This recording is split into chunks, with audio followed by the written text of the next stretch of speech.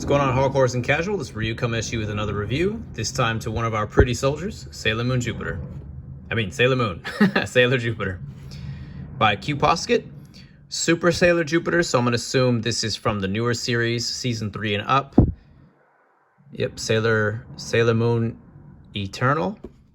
It's also the name of the latest manga, the Giant Science manga produced and given to America. Real pretty, by the way. Y'all should check it out if you like manga. Some of the other figures. Mars, Mercury. Your different color scheme, only 2. Obviously, we got a little bit of darker colors. For those wondering, the color differences occur basically in the anime, the official art, and those little miscellaneous where the color variations are different to concept art, etc. Not too bad. Kind of that, it's greener than it looks. I'll say that, than it's being filmed. But it's a nice kind of teal, but it looks much more green in person. Our top box, official seal of approval, because Toei wants credit for everything. Bandai and Banpresto, the actual developer, probably the one that should take the most credit. But anyway, let's move on. Let's look at the figure now. Here we go. Not bad, very cute. I like the eyes. Kind of have that old 1990s doll look to it, obviously. Now, I will say something.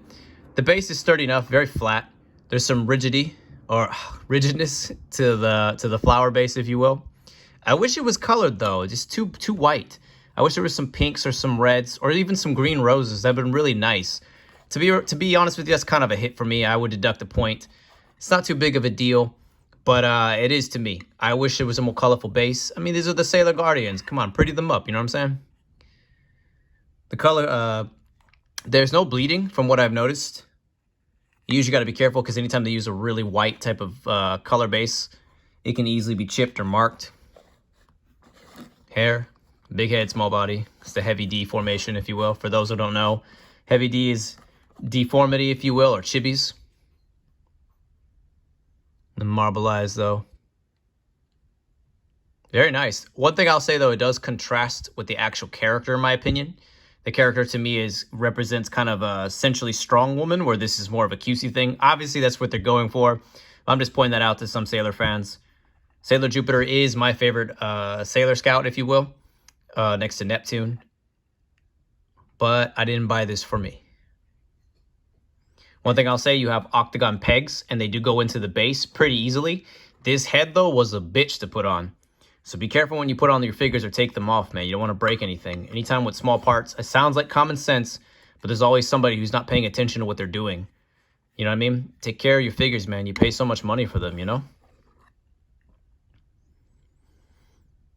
Well, I'd give this a 7 out of 10 if I had to compare it to other Sailor Moon figures. It's just not my cup of tea. It's a little too cute. I like the little stronger ones or the more central ones, if you will. That's just my preference. But besides that, not a bad figure. Definitely medium size. I bought this for a particular friend that I met in the Navy. She was always sweet. She was always charming. And without a doubt, she had every guy's attention except for mine because I was chasing my wife. That's right, I said it. But in the end, Jaden, thanks for being my friend. Thanks for always being happy. And I wish you the best, you and Brandon.